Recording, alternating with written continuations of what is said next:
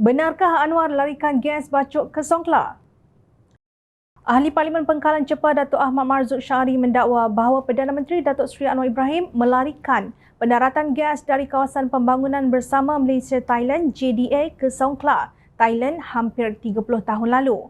Ahmad Marzuq dengan menada penuh emosi membuat kenyataan tersebut dalam ucapannya di Parlimen pada 2 Mac lalu.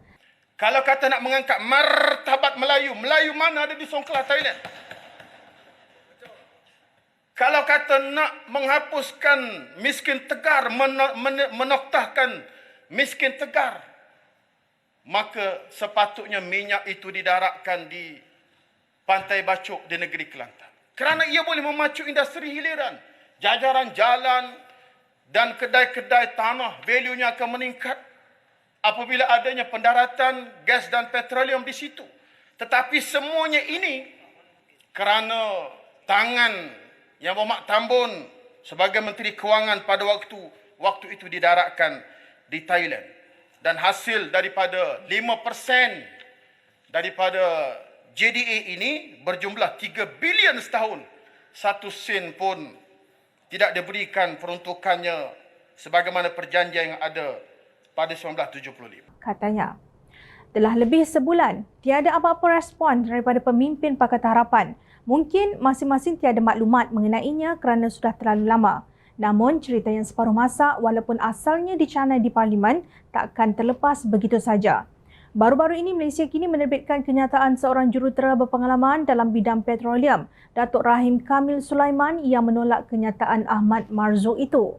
Jom channel kongsi apa yang dilaporkan oleh portal berita ini.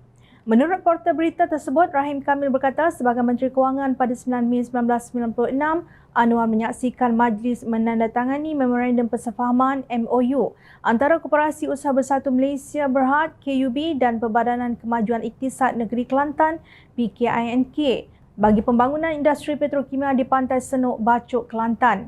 Katanya ia merupakan detik bersejarah bagi KUB dalam transformasinya daripada koperasi yang disokong UMNO kepada konglomerat tersenarai. Menteri Kewangan menyokong penuh langkah untuk bekerjasama dengan Kerajaan Negeri Kelantan. Semasa majlis menandatangani perjanjian pada 9 Mei 1996, Anwar Ibrahim memberi jaminan bahawa Kerajaan Pusat tidak mempunyai sebarang masalah jika Kerajaan Negeri Kelantan terbuka kepada kerjasama demi kepentingan rakyat Kelantan. Allahyarham Tuan Guruni Abdul Aziz Nikmat sebagai Menteri Besar Kelantan ketika itu menyambut baik jaminan ini apabila kami memberi taklimat kepadanya seperti dia petik Malaysia kini. KUB meneruskan rekayasa dengan sebuah syarikat kejuruteraan Jerman bersama dengan Randhill Bersekutu yang berpangkalan di Malaysia untuk menyediakan laporan interim mengenai kebolehlaksanaan teknikal kompleks petrokimia yang dicadangkan di kawasan seluas 5,000 ekar di Pantai Senok. Laporan itu mengenal pasti proses pemisahan gas dan petrokimia 2 dekad lebih awal daripada kompleks petrokimia penggerang sedia ada, katanya dalam kenyataan kepada Malaysia kini. Bagaimanapun, menurut portal tersebut, Rahim Kamil menjelaskan dalam tempoh beberapa bulan selepas Tun Dr. Mahathir Mohamad dan Nik Aziz berjabat tangan di Kelantan pada tahun 1996, pemimpin PAS dan UMNO Kelantan memulakan peranan masing-masing yang tiada kena mengena dengan kepentingan rakyat Kelantan. Rakyat Malaysia tahu bahawa pada pertengahan tahun 1997, hubungan antara Mahathir dan timbalannya Anwar mula muram dan menuju konfrontasi. Pada 2 September 1998, Anwar sudah terkeluar daripada UMNO dan kerajaan. Dia ditahan bawah ISA pada 20 September sebelum didakwa atas tuduhan meliwat. Bilakah Anwar Ibrahim mempunyai masa untuk larikan gas JDA dari Kelantan ke Songkla? Bidasnya. Beliau menjelaskan pada awal tahun 1998, KUB seperti semua korporat Malaysia telah pun berada di tahap kritikal untuk mengurangkan kesan krisis kewangan Asia. Projek Pantai Senok yang bercita-cita tinggi terpaksa ditangguhkan.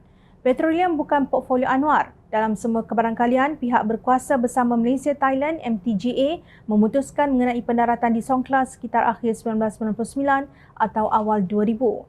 Pihak berkuasa bersama ini hanya meluluskan perjanjian perkongsian pengeluaran pada bulan September 2004. Mampukah Anwar mengarahkan MTGA dari penjara? Bagaimanapun, politik Kelantan semasa krisis kewangan Asia dan pemecatan Anwar giat diteruskan dengan gairah. Pengerusi BN Kelantan telah mengangkat deklarasi semarak yang dikemukakan kepada Mahathir yang menyatakan hasrat untuk menaluki kembali Kelantan pada pilihan raya umum akan datang. Dia menegaskan bahawa sesiapa boleh menandatangani MOU dengan Kelantan supaya pada 1999 iaitu apabila BN memerintah Kelantan, projek itu dapat dibangunkan. Tegasnya yang juga bekas Profesor Pelawat Universiti Teknologi Malaysia UTM sehingga 1997, lapor Malaysia kini. Nah, kebenaran terungkai juga. Jom Channel tidak tuduh Ahmad Marzuq yang memakai gelaran ustaz di hadapan namanya itu berbohong. Tetapi ternyata beliau membaca maklumat yang salah yang diadun dengan penuh emosi untuk menjana kebencian kepada Perdana Menteri. Bukan sekali beliau menyebut YB Tambun yakni Anwar Ibrahim yang bertanggungjawab menafikan hak rakyat Kelantan untuk mendapatkan 3 bilion ringgit setahun daripada hasil 5% pengeluaran minyak tersebut seperti yang dinaratifnya ketika sesi perbahasan Belanjawan 2023 baru-baru ini. Malah beliau menyiratkan bahawa pengerusi Pakatan Harapan itu sebagai pemimpin telah mencurangi amanahnya.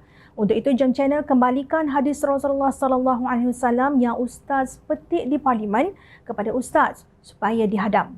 Diriwayatkan oleh Ubaidullah bin Ziyad yang mengunjungi Ma'qil bin Yasar Al-Muzani, Ma'qil berkata, "Sesungguhnya aku mendengar Rasulullah sallallahu alaihi wasallam bersabda, barang siapa yang dibebankan oleh Allah untuk memimpin rakyatnya lalu mati dalam keadaan menipu rakyatnya, nescaya Allah akan mengharamkan ke atasnya syurga." Hadis riwayat Bukhari dan Muslim. Benar, ustaz memiliki imuniti daripada didakwa sebagai ahli parlimen yang bercakap di parlimen. Namun, itu hanyalah imuniti dunia. Sifat amanah itu dituntut oleh Islam bukan sekadar kepada pemerintah kerajaan Malaysia Madani, tetapi juga kepada semua pemimpin termasuk pembangkang berdasarkan sabda Rasulullah yang bermaksud, sesungguhnya sifat amanah bertunjang dalam hati sanubari manusia. Kemudian Al-Quran diturunkan, maka hatinya yang bertunjangkan amanah itu akan mempelajari Al-Quran dan As-Sunnah. Hadis riwayat Muslim. Wallahu alam, jangan menunggang agama sedangkan amalannya dikesampingkan lantaran didorong kebencian yang melampaui batas. Jika silap, bertaubat dan minta maaflah semasa nyawa masih dikandung badan.